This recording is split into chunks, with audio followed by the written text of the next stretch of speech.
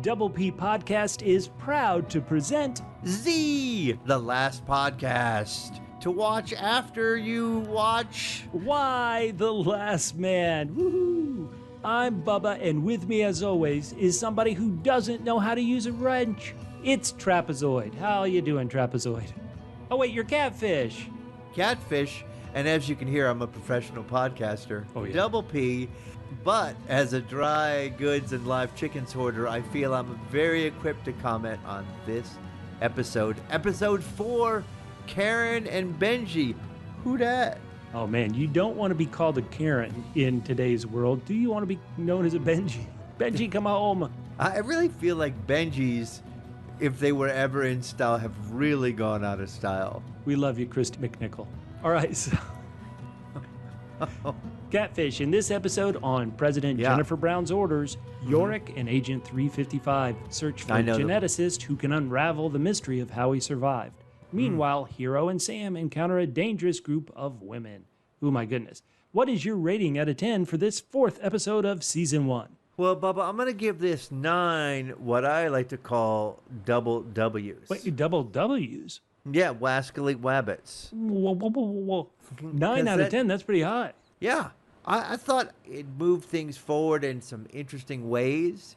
I mean, you know, Yorick is a jerk. Oh, no. But sometimes he makes good points. You know, even before we did the first podcast, I had snarked to you privately about how on the nose, crushingly horrible Dr. Mann's name was. Mm-hmm. They called that out in the previous episode. In this episode, he takes a shot at Agent 355's moniker, which is also a little bit ridiculous. And I think that kind of dulls the ridiculousness of those two things from the comic book.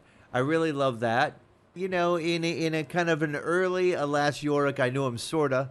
Like me, he always takes the snark so hard he eventually goes over the line. Oh, yeah. I also loved in this episode, it seemed like Hero was going to do something really horrible, but she didn't. She only did something regular horrible. Hashtag progress. I enjoyed all the places it went. Mm-hmm. For me, it's the mystery. You know, on the road, we've got the different people. And to be honest with you, Bubba, you know, I talked about my political PTSD I'm having with this show. Oh, yeah. And so for me, I dug that we got out of Washington this week because it's that part of the show I'm not enjoying due to recent political events, recent and future political events. Oh my goodness. Well, Catfish, that really leads us into my rating for this week. And well, thank God. That's why I'm a professional podcaster. Without question. And because of that, I'm actually dropping down to 7 double N's out of 10. Double N's? Double N stands for narrative needs. I understand there is a narrative need for these characters who don't know each other, meaning Agent 355 and Yorick, to hang out, for them to learn to work with each other as a team as they're trying to find this Dr. Mann. I also understand the narrative need to get Hero's story going. Hero sat out episode 3. She and Sam really don't have much of a story outside of they're just some of the people who are trapped in this terrible post-men world. For me, with episode 3 ending on such a wonderful bit of political tension with President Brown and blackmailing Kimberly, to not have them at all, it was tough. And then for this episode, in my opinion, to have such a slow start after the last one ended with this wonderful blackmailing of the president and then Black Hawk down, bye-bye helicopter pilots. Yeah. It was a tough shift to go into this down mode. So I know the story needed it. If Hero's story is headed somewhere like it went in the graphic novel and the comic series, I understand they need this episode, but for me, it was just oddly placed and it just couldn't live up to the highs of episode 3. So I'm 7 out of 10. All right. Well, I see what you're saying. I already mentioned this last week. Yeah. I still think we need to come up with an answer why her children hate her so much. Well, and I'm talking about Hero. President Brown. Right. Yeah. Especially Hero, who is doing anything she can to get to a sense of semblance, to a place with food, and support. Oh, how about at one point there's like, this person needs medicine. Where can we possibly find medicine? Maybe at the Pentagon? No. No. Well, hey, listeners, that's our rating. We always say, who cares what we think? We want to know what you think. Write us on our Facebook page. That's facebook.com/PHQ. The word double, the single letter P for podcast, letters HQ for headquarters, facebook.com/PHQ, Twitter and Instagram @PHQ. We love feedback. We joke. And you know what, Bubba? The other thing that you say, that's one of my favorite things that you've ever said in the entire time I've known you. Oh, man, this must be brilliant wisdom. What was it? Yeah. It says you say you can't unsubscribe in anger unless you first subscribe. So, folks, subscribe. Wherever you can, subscribe. The way that we know that we're doing wrong is that our numbers get really big and then they come back down to earth. Please subscribe. You know the other way. The other way that we know when we're doing wrong, Bubba, Let's hear it. is when you hit us up. When you hit us up on Twitter and when we get feedback, and we love the feedback, and we will always read the feedback. Bubba, we're in the 4th episode in, and I feel sad because we don't have any feedback. You would think that, Catfish. I but would. We have actually had some feedback, but we have to go right to the top to some of the most incredible feedback of all. This show, Why the Last Man, they were trying to make this for years and years and years. People would come up with a pitch, they'd come up with a cast, it would fall apart. The current showrunner of the final product we have now is a writer, producer by the name of Eliza Clark. She did it. She got this show to air and she produced it during a pandemic. This is incredible. Oof. If that isn't incredible enough, she reached out to us on Twitter. What? She did. She tweeted at us and she said, I loved this episode of the podcast. Thank you! Exclamation point. Oh, man. Oh, that is so awesome. It would be awesome, but after she listened to the entire podcast, she deleted that tweet. Oh, well, I would always say that if you're going to say you love something, you should listen to the whole thing, because God knows, with you and I, Bubba, oh yeah, we're here trying to make some jokes. You never know when we might go over the line. Before you co-sign, you need to listen to every last second. All right, so basically... But the showrunner, Eliza Clark, did actually send us a DM where she said, I'm loving the podcast and your commentary. She did dispute your point there, Catfish, a bit, where she said, I don't think Hero and Yorick are bad people, but they do have a lot to learn. Keep watching. Glad you're enjoying it so far. So she's siding with me in that Yorick and Hero are not horrible. They are wonderful. No, they're people who need to learn. What do you think? All right. Do you disagree with the showrunner? I mean, sometimes it's her creation, but we're the audience. What is it? The artistic intent. We get to decide what it means. You agree? What do you think? I mean, we're in the 4th episode. I super dig this show. Been looking forward to it. I'm into it. I'm not going to say she's wrong. I'm just going to say that I have a different opinion. And I do think that they are both horrible. And in fact, I would like to pitch a new weekly bit. New weekly bit? Yeah. Who did the most hearable thing of the week? That is, someone who did something so horrible that it was like Hero did it. Hearable. Terrible. Listeners, subscribe and unsubscribe for this silliness. Reach out to us. And then resubscribe. Oh, exactly. Reach out to us at PHQ. And then unsubscribe again. We're having fun. We are snarky and silly. We hope you're enjoying this fun romp. And Catfish, where do you want to start when we run down this episode? It really felt there were only 2 focuses. There was the focus on Agent 355 and Yorick and their exploits, and of course, Hero and Sam and their adventure. And interestingly, their adventures did overlap in several ways, but those felt like the 2 big focuses. Where do you want to start off this week? With my favorite, as always, Yorick. Just kidding. It's Agent 355. Oh, okay. An awesome, awesome character. Bubba, there's a term, an old school term, for somebody who can do it all in baseball, and that is they are a 5 tools prospect. And I can't name them all. Hit for average, hit home runs, field. Sure, that's 3. Right, hit for average, hit for runs, speed on the base paths. Okay, 4. And then being able to sing "Take Me Out to the Ball Game." Agent 355 is 5 tools. Well, she's 5 tools. Well, short song singer, I was dancer, about to say, ass kicker, enjoyer of magic. That's 4 things, and hopefully at one point the 5th thing will be Kill hero. Oh, come Number on. 5. Stop. Terrible. Well, Catfish, you're mentioning the singing. We got there in a very bizarre way, but you're mentioning this torch song, this cabaret song that blends into walking up to the edge of a cliff in a quarry. What did you think of this episode opening dream? I used to say that the first 2 seasons of Twin Peaks were my favorite show of all time. This was a very odd, jarring start to the episode for me. And so I'm not sure I really dug it. What did you think of this opening episode, Dreamscape? It unsettled me because I was like, what's going on that's here? Good, yeah. And so I think it was good in that way. I understand if you didn't dig it. I'm not quite sure how it connects to the rest of the storyline. The other thing is, as much as I love Agent 355, and honest to God, like 4 episodes in, like just an awesomely written and performed character. I love this character. Oh, yeah. I don't know what the payoff is going to be for all the stuff we don't know about this character. I don't know if these things are going to, this kind of stuff is going to come back. So I'm not sure how to judge all this. She's badass enough in herself, but, you know, it's like they're not giving us enough, but almost setting it up so it's going to have to be a super big reveal. I'm not sure how the whole Culpa Ring thing is going to play out.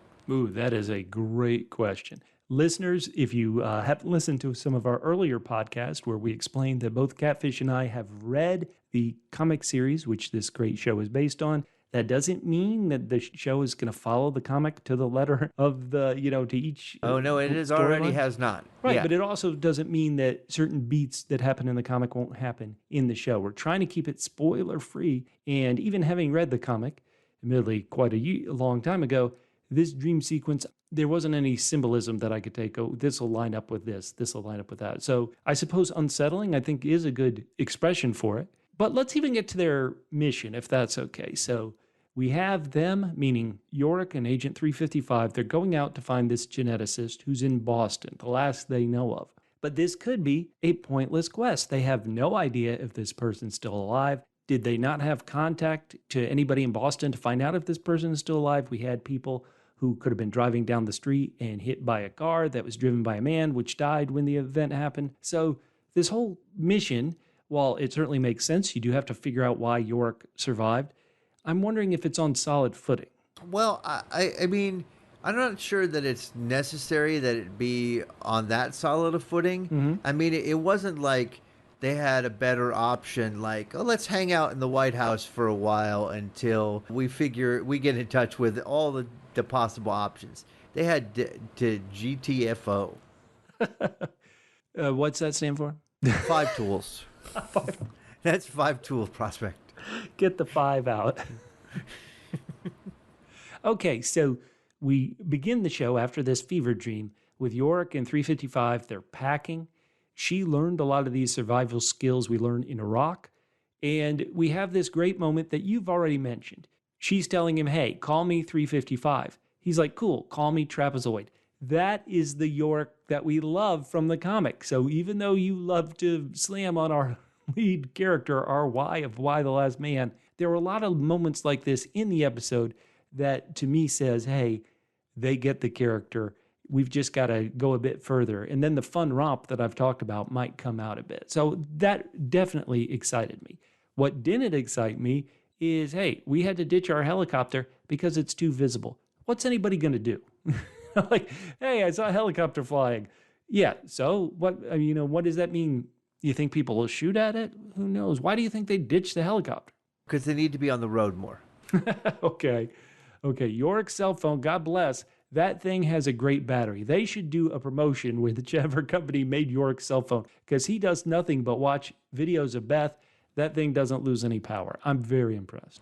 It's the power of the stalker. Oh, well, okay. As long as it's not, you were going to say it's the power of love. No. Well, he loves watching those videos. Yeah, he does. I guess you could call it a twisted kind of love. So Agent 355 in Yorick, naturally, when you go out on any of these road trips, you have to start off on a bad foot. And when you tell your traveling partner that they smell like ass, that's never nice. But hey, she's going to wash his clothes. That's cool. Sometimes you got to tell the truth. You know what? To me, if I'm Yorick, I say, well, listen, you're attacking a nice family of dry cleaners when you attack my pants. Yeah, I mean, and she's out there. She's going to. I mean, we saw the rabbit at first, right? This is the setup for this, right? We see the rabbit, and, I'm like, oh, okay, there's a rabbit. I don't know what she's going to do. She's going to trap it or whatever. And then I see her pull out the gun, and I'm like, I mean, if she gets that rabbit, there's not going to be much left of it after she shoots it with the gun. Catfish, following up last week, she just wanted to give the rabbit a medal. Pin it on his chest, which is now splattered all over the forest. Aw, too bad. But hey, that idiot Yorick, he makes noise, and so she has to go get him. Yorick, hey, I want to give it up to another classic Yorick line here. They're really getting the character. He mentions quoting Anne Frank. That's horrible. Loved it. That's very funny. He does, again, sometimes he just takes it too far, and you're like, over the line, bro. Well, hey, okay, so they got to get their way to Boston. I believe, if I'm correct, they said they could be in Boston in a day. They have to go, and, doing this on foot is tough, so they enter a market. Now, entering a market with Yorick, to me, seems very dangerous. Now, he is covered up. He is wearing his gas mask. If you're Agent 355, why bring Yorick with you? You're afraid of something that can happen to him if he's not with you? Why not tell him to just stay, kind of hidden behind a building while you go to the market? What do you think the thought process was here? It's clear that at this point, I mean, it's borne out by what happens. It's clear by this point that, he can't be trusted. This reminds me of our old conversations. We do cover The Mandalorian on this show. Oh, yeah. And we always had a debate like, The Mandalorian, we always give him crap when he left Baby Yoda behind. Oh, yeah. Because it's like Baby Yoda could get in danger. And then we gave him crap when he brought Baby Yoda with him because it's like, you're bringing Baby Yoda into danger. So anyway, Yorick, he can't be trusted whether he's with you or without you. No. Now, this is interesting here because, Agent 355 is like, yep, I got this generator. We're going to be able to trade whatever we want with it. Turns out the generator ain't worth crap, but you know what I say about these open-air markets? What? Come for the generators, stay for the grenades. So apparently a grenade is worth a motorbike. I'm not sure why, but there you go. People like the firepower. Do you think this would work at my local flea market? Well, considering you're in Georgia now, my answer is yes. How dare you edit. Okay. I've got a question for you. Yorick runs off because he thinks he sees Beth. Was Beth photobombing the marketplace, or was it just the back of the head of somebody who looked like Beth? What did you think? Could you tell in this quick shot? Was that actually Beth? My answer is, for sure it was Beth. She knew it was Yorick, and she was like, holy hell, I got to get the hell out of here. Actually, I'm not sure whether it was Beth or not. But if it was Beth, for sure she'd be like, holy cow. I can't escape this guy. Oh, poor Beth. So this person that Yorick thinks is Beth walks off. He chases after her. Somehow he loses her. Maybe his peripheral vision is ruined by the gas mask. He gets caught down underneath the market by the police.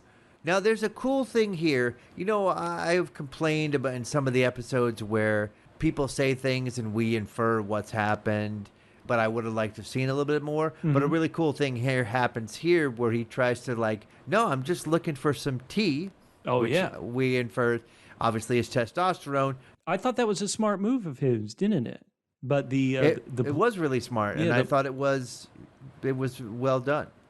I would say, this goes, speaking of politics, I think they might have had the old Ronald Reagan approach. Oh, no. To the Russians, the Russian buildup of nuclear weapons, and that is trust but verify.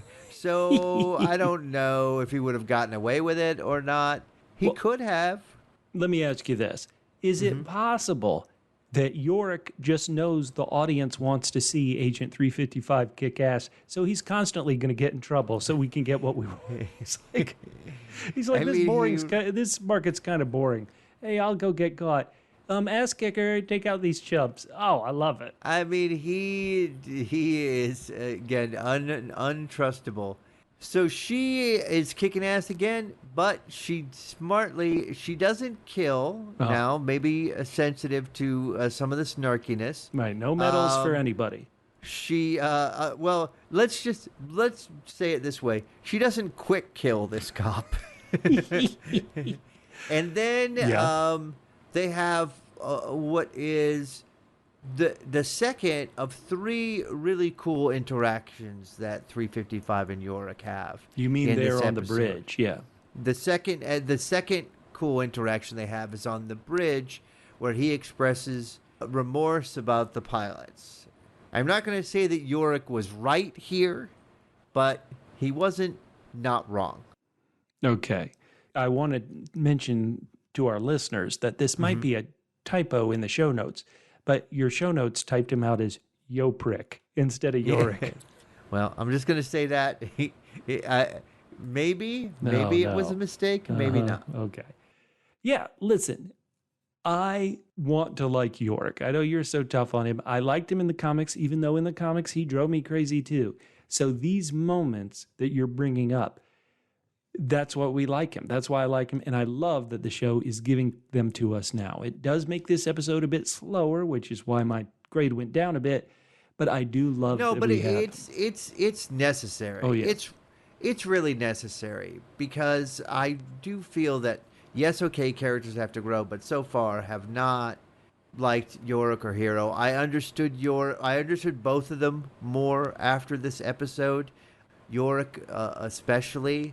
You know, he's freaked out about a lot of stuff, so I was maybe not as affected by his guilt over the pilots as I could have been, just because I feel like he's been kind of a whiner about everything. Right. And so, you know, I did buy a little bit of his guilt, but not all of it. But I think that was a really necessary scene, and it was a good scene, but to me, not as good as the last scene they had together. I thought that was a great scene where he's kind of showing her magic, and it's sort of, what's really nice here is like 355 is sort of being kind of more human with him and being more personable with him, despite the fact that, like, he's a child that you can't let out of your sight.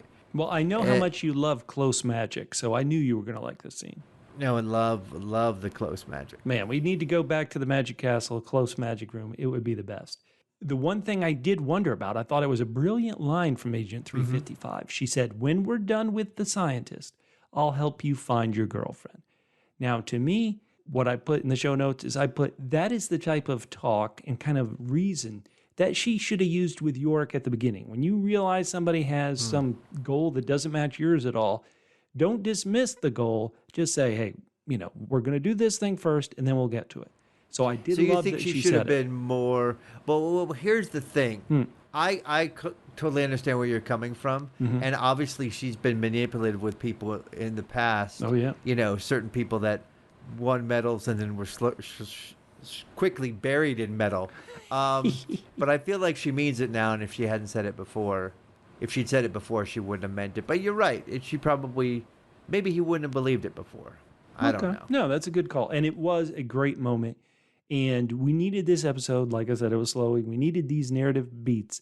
And so, good side of the episode, pretty good, a little slow. Now, though, we got to go seemingly across town. Are they that close? We got to check up on Yorick's sister, Hero, and her friend, Sam. Now, they enter an old woman's shelter. I couldn't tell what the place was right at the beginning, but we later find out it's an old woman's shelter. A woman's shelter that is abandoned, really. They note that there's no smell of bodies. Maybe because it is an old woman's shelter. There might not have been men there. And Hero is being a double N. Negative Nancy about this. Let's go the whole way to D.C. And she is just trying to stall. Now, Catfish, you are right. We don't know why she doesn't want to face her mom. You know, she knows what Sam wants. She's got to understand that Sam is reasonable and making a lot of sense. Yeah. Why isn't she agreeing with him? We don't know. What do you think? Because she's heroable. She's at least they've set her up now. She's really selfish. And again, to me, they're trying to say one of two things is true. Okay. Either President Brown was really, really horrible to her children for both of them to take it this way. That seems doubtful for me, but sure. Right. Or her children are just horrible people who have a conflict with her. So one of those two things is true. I mean, they really, really... Well, I mean, you told me Yorick was happy to see his mom, but basically he was a blubbering mess at this point. Right, But was. Hero has got some big thing with her mother, where she's willing to sabotage her quote-unquote friends' plans. Oh, yeah. And is basically coming up with any reason to not go there. Man, I mean, at some point, I would expect if they were walking there, and if they were like 50 miles away, that she might, from behind, just hit Sam with a crowbar in the leg. Well, she does. Oh, sorry. Somebody threw that from out of the darkness. We better, you know what? I know a great place where I can heal you, Sam. Back at the women's shelter. Yeah. We definitely need to go 300 miles back instead of 50 miles forward. Now, Sam is all for this. Sam does, he's like me. I wouldn't want to rough it. And there's some tough scenes here. Sam, we hear that his one-man show fell apart. R.I.P. Sam. They smoke a joint. Hey, things can't be that bad, apparently. And Hero, it feels like, what do you think? Is she trying to lead up to the point where she accidentally killed that guy she was with, Mike, right before the mass extinction event happened? But she's trying to get there. What do you think, Sam? What do you think Hero was trying to do by telling this to Sam? I mean, it seems to me like she wants she wants absolution for this. Oh, okay. That's a great point. What do you think? She's not going to get it from me, Bubba. I'll tell you that right now. No, she's talking to the right person in Sam. She might get it from him, but. Hero, once again, we don't know what her deal is with her mother, but tellingly, she doesn't refer to her as mom. In sentences, she calls her Jennifer. And she believes, that her mom will call her out, call her self-destructive and cruel. And maybe is this Hero knowing that maybe she is a bit self-destructive and cruel? What do you... I mean, I definitely know it, but I mean, why, I mean, things have kind of gone out the window here. Sure, she killed a dude, but, Catfish, we don't have many lines of, hey, sure, you killed somebody. Walk it off. Number one, he deserved it. And number two, it was just like 3 hours early. He just got a head start on everybody else. Okay, all right. Well, listen, let's ignore that. But she's sabotaging a working car. Sam had said, hey, they might be clearing up part of I-95 so you could get to D.C. real quick. As soon as she hears that, she is going to destroy that car. R.I.P. working motor. I just don't know. Well, I want to hear some more Hero defenders out there. Yes, we love it. Once again, at DoublePHQ, Twitter and Instagram. YouTube, leave those comments. Facebook.com/DoublePHQ. Obviously, I've tried to defend Hero a bit by saying, hey, she's a messy human being. We're all messy human beings. But Catfish is slightly impressed when she does slightly less horrible things, apparently. And one of the things that we're going to assume is a competent paramedic, they go to the drugstore, and who do they discover? They discover little Mackenzie, Nora's daughter. So we're all coming up into the same place. Now, when they have this confrontation, Nora's naturally like, what are you doing with my daughter? Get away from my daughter, you two strangers. What the hell's going on? And then a thing that I may get into hot water about, some trouble about. I just want to hopefully explain how I'm feeling. So Nora comes up. She sees Hero and Sam there. And she sees Sam, and she makes an assumption. Let's be honest. She makes an assumption. And Sam's response is, figure it out. And I've said this a couple episodes, so I don't want to seem like I'm a hater and I want anything. But I mentioned that in that first episode, Sam had the real good monologue about, hey, people are confronting, or I guess it was the second episode, apologies. Second episode, Sam has this monologue where it's like, people are asking me who I am and defend myself, but we never saw it. And these kind of short lines about figure it out, they aren't working for me. Now, I think I maybe just need to see it once, but I need to see some of these characters have a real confrontation about Sam. Not because I think it would be true. I think it might be ugly, but it might be true. I also think it would be drama. We don't hear Goldilocks' story about the time she went into somebody's house and it was a human's house and they were like, here, welcome, have some porridge. No, we hear about the time she went into the bear's house because that's where the drama is. And so, once again, listeners, if I'm wrong for saying this, if I, I can be convinced. I'm just saying that these kind of shortcuts and not coming out and saying it is rubbing me a bit wrong. I don't know. Am I wrong here, Catfish? And I'll be happy if I am. I mean, I feel like he said it already, and we know what that conversation could be. Okay, but we really if the show wants to have it, mm-hmm. I think that would be interesting. But I would hope they would do it in an interesting way. Like I understand what the conversation would be. Okay. Also, it's like I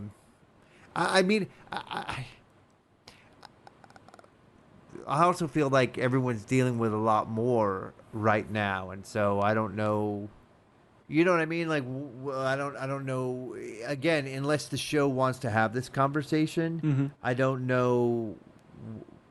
Under what context that, like, people would be pursuing it in a time like where it's like, Nora is really worried about her daughter. Right, she's got bigger problems. That's like, a good point. Right.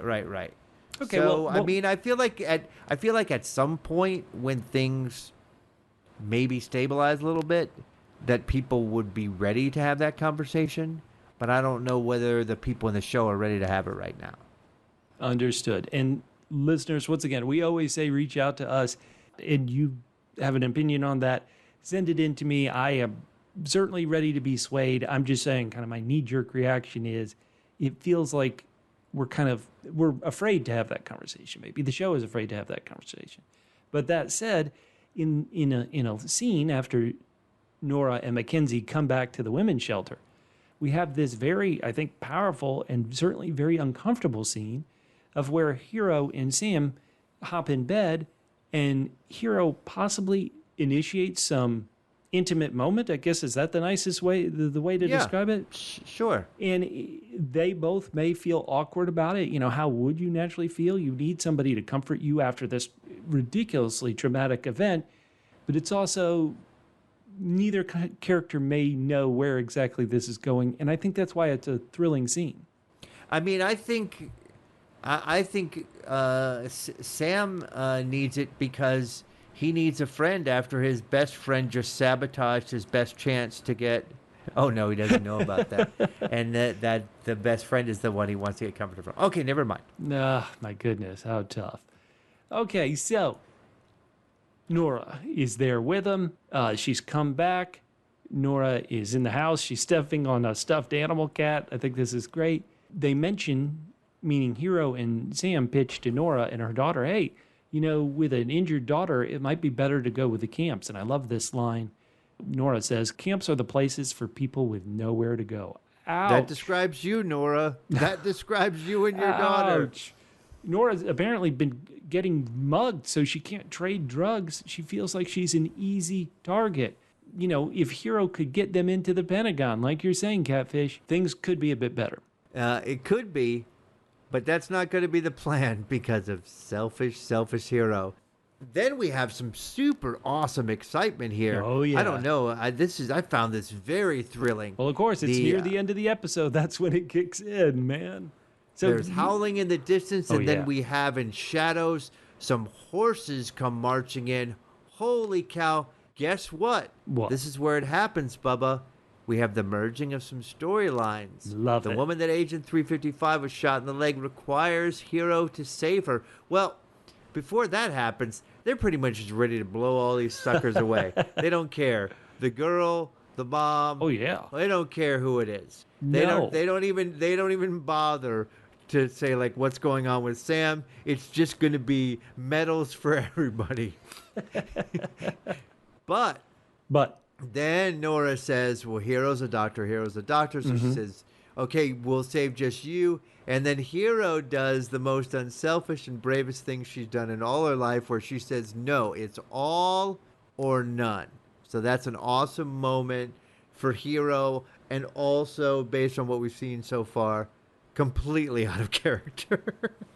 Well, Catfish, they did cut the scene a bit early because Hero says, listen, it's all or none of us. P.S. Destroy the cars. Walk us back. Right. Keep I-95 clogged. So here we go. We have this tense scene where Hero is trying to save this person who Agent 355 shot in the leg. These are the cops from the market. The storyline is merging together. Hero and her brother are relatively very close together. But it's not going to go good because they don't have enough to save this person who's been shot in the leg. And a new character comes in. A new, man, I'm ready for some hard-ass leadership. Character called Roxanne shows up and says, hey, we can't save this person. It's all or nothing, baby. Yeah, and her commandos are like, oh, she's not a dog. And basically Roxanne's like, yeah, no, she's worse than a dog because a dog might be alive, but that sucker on the table is not. And then she shames the hell out of them. Love it. So good. They collapse pretty much, and then they're like, oh, no, we'll be nice now. And then they're introduced, whoa, Bubba, all we've seen is people scrimping, desperate situations. All of a sudden, Bubba, boom, we're in Costco plus live chickens. Where else do you want to be? Now, Catfish, is it in a non-spoilery way? How excited are you to see this character of Roxanne on the show? I mean, pretty badass. And I'm gonna say this, Bubba, because I started rereading some of the comics, and then I finally kind of got to the end of the first 6-pack of the comics. So I expect this character to be around for quite a while. Oh, exciting. In this show. So we have a very strong, kick-ass President Brown. We have a very strong Kimberly. Now we've got Roxanne. I think Nora's going to take a turn I can't wait for. Agent 355. This is great. These are characters who you almost want to see them all together so they can all butt heads. This is great. I love it. Wasn't the perfect episode for me, but we are cooking with gas. Oh, yeah. That's the best thing to cook with. If you're going to cook those Costco or Cost Plus chickens, what are you going to do? You got to have it. You got to get them right there. $6. Hey, that's the episode. That's what we thought. Once again, listeners, we say it every time. At PHQ, Twitter and Instagram. That's what we thought. We only care about what you think. So please write us and let us know. Catfish, we give out some awards every podcast. And what is the first award we're going to give away this week? This award is the Whoa Man of the episode. We have got some, obviously, we have very few male characters, and this show is really spotlighting some great female characters. And so every episode, we're going to give the award for our Whoa Man of the episode. Heck, Bubba, yeah. Who was your Whoa Man of the episode? Well, in honor of Kimberly, who didn't appear in this episode, I'm going to give it to the unnamed female thug on the farm. Oh, why is that? Because just like Kimberly, she doesn't think anybody should get free health care. Oh, damn. Oh, man, that is some real tough things. Hey, you're a doctor. Who cares? Let's kill him. Here we go. What do you think? But Catfish, that's mine. Who did you give your Whoa Man of the episode to? All right. So this is tough for me because I've given this to Agent 355 every time, every single episode, so I can't do it again. What? So I can't. Oh. No, I can't. It's you can't keep repeating it. Okay. So even though Hero did some horrible/hearable things this episode, she did say it's all or none. Right. So obviously, I'm giving the award to 355 for being a badass and an awesome torch singer, series MVP. Oh my goodness. Agent 355. That's 4 episodes in a row, Catfish. If they're gonna keep making her one of the most awesome characters that I have seen in a very long time, I'm going to have to keep giving it to her. It's not my fault, Bubba. I've got no choice. All right. Our next award this is for this is our Yorick, I Knew Him Sorta award. Ways in which the two podcast hosts are a bit like series lead, Yorick, from this particular episode, Catfish. What is your Yorick, I Knew Him Sorta award for this week? Well, like Yorick, I follow people all the time that are people that I think I recognize, but then it's not really them. But unlike Yorick, that's just because I'm getting old. Oh, and my senile. God. Oh, my God. Bubba, what is your Yorick, I Knew Him Sorta award for the week? Well, like Yorick, card tricks are beneath me. I have many classic magic tricks. Maybe I'll put them on the YouTube video one time. But card tricks, come on. What would you say was what is your most classic magic trick, Bubba? Okay, so this is I got a couple. My one of my most favorite tricks, I'll say. This one isn't so much magic. Is I get somebody in a 1, 2, 3, 4. I declare a thumb war. Then I punch them in the face because there are no rules in war. Oh man, I don't know if that's a trick or if that's more like subterfuge. So all tricks are subterfuge. Catfish, we're going to give away one more award this week, but before we do that, we got to go to our good friend we like to call Double M. Double M? Matt Murdick. He's at Musical. I don't know why I keep forgetting. Yeah, it's at Musical Analysis on Twitter. He's going to break down the latest bit of the score of Y the Last Man. Okay. Do you want to do that header again and say his actual correct Twitter name? It's Musical Concepts. Or do you want to just say it right now? Catfish. Yeah, talk to me, Bubba. I don't care who at Musical Analysis is, but I don't care either. I don't even know who it is. But I know who at Musical Concepts is. Who is that? That's our good friend. We would never forget their Twitter handle, at Double M Matt Murdick. Not at Double M, it's at Musical Concepts. Just try any one of those. Anyone. He answers to them all. Where he's going to break down a bit of musical theme for episode 4. I know it hurts.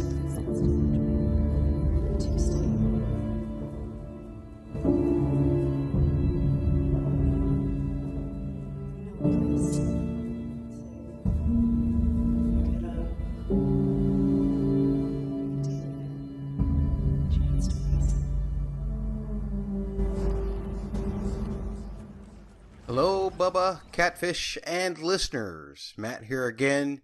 A little snippet of a scene from when Hero is first finding Mackenzie and starting to help her. And it brings about a familiar theme that I've talked about before when we were looking at 3 recurring pieces of music in the first 3 episodes. You could distinctly hear it when I removed the vocals, and it is something that we discussed that before we thought reflected thoughts about the day that the awful thing happened. This piece.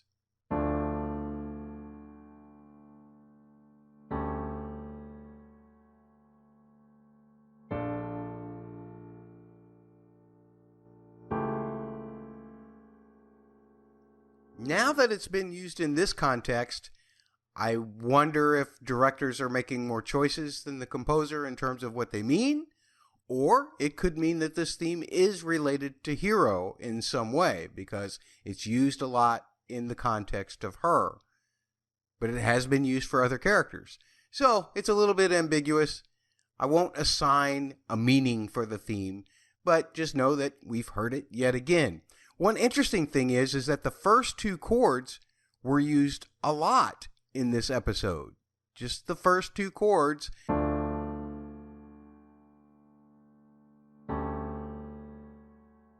And they were accompanied by this thumping bass sound often.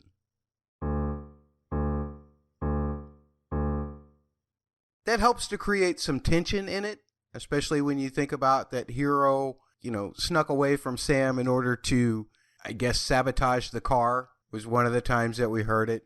and helps to build a little bit of tension really for the entire episode, because it makes you think, okay, where's this going? The other thing that I wanted to talk about for this particular episode, the 4th episode of Y: The Last Man, is the fact that the main theme has been used quite a bit, or parts of it, in respect to Yorick. For instance, when Ampersand finally came back to Yorick in the subway, after he was watching the videos of Beth and everything, we heard a bit of the main theme there. We've heard it in another place too, which I can't really recall right now, but it's been used a couple times. But just the first part of the main theme, we hadn't heard an allusion to that middle section of the main theme, the bridge, what I call the bridge, until this episode. And it's twisted up just a little bit so that it might fool you. But when Yorick thinks that he sees Beth, we start to hear this.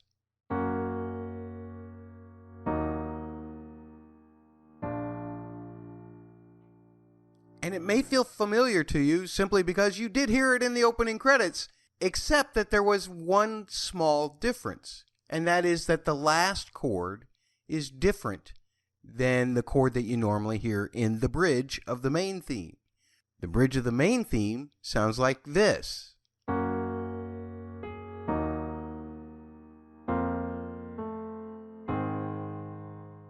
So the difference is, in the main theme, we hear this resolution. But in the theme we heard today at the market, when Yorick thought he saw Beth, we heard this resolution. Now, what kind of narrative is this music trying to tell? Well, for one thing, in the main theme, it just revolves back to getting to a minor chord. And minor chords tend to feel darker. In this particular case, we're resolving to a major chord, and that major chord offers hope. Yorick is hoping that he's seeing Beth. He's hoping that he's found her. And, of course, it may be false hope, but it's still hope for Yorick, and that's why we have the major chord as opposed to the suspended that leads back to the minor. And that's all that I have for you guys this time around. Back to Catfish and Bubba. Oh, man, Catfish. You know what is fun after I listen to those Matt Murdick musical bits are? Tweeting at a Twitter handle that's not his. I do it every week. But what I really love is that we get these reviews or comments sometimes that are like, I sit through all this ridiculous, stupid, silly stuff so I can get to these insightful musical analysis from Matt Murdick. Like, people actually write those reviews, and they're somewhat painful. The only thing that makes up... That's what the fast forward button is for. Right.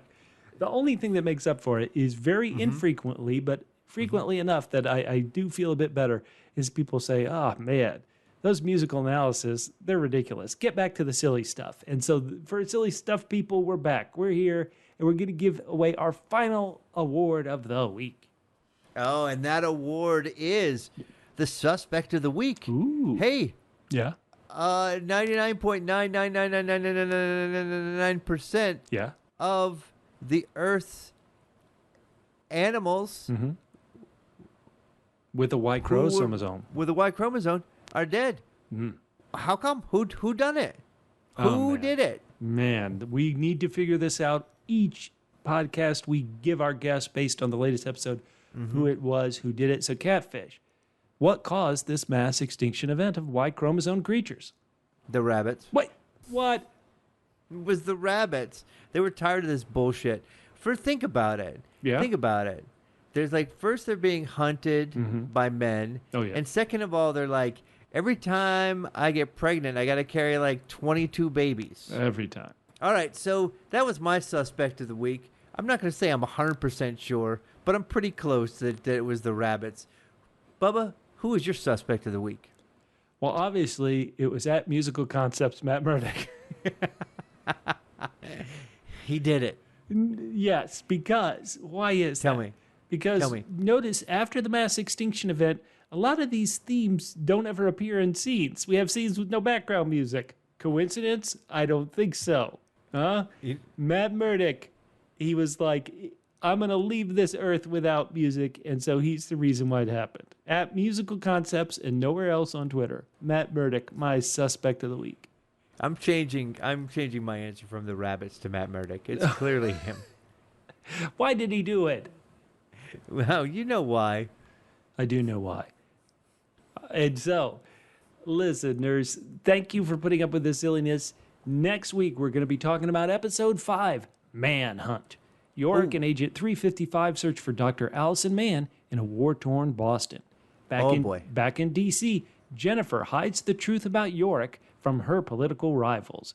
Ooh. Showrunner Eliza Clark, if you want to, once again, tweet how silly we are, give us a tweet. We would love it. We understand that we are just being snarky and silly. Listeners, we want you to subscribe. Even if you unsubscribe in anger, please subscribe. Join us on this journey to find out why the last man is Yorick and Ampersand. We love it. For everybody here at Double P Media, my name's Bubba. You can find me on Twitter at Fit and Trim. That's FITTENTRIM at Fit and Trim on Twitter. And I'm Catfish. You can hit me up at CJGman67. Your 67th favorite CJG man on Twitter. And we'll talk to you next week on Double P Podcast presentation of Z, the podcast you listen to after you've watched Why the Last Man. Oh, wait, we got a new tweet just in from Eliza Clark. Oh, we've been blocked.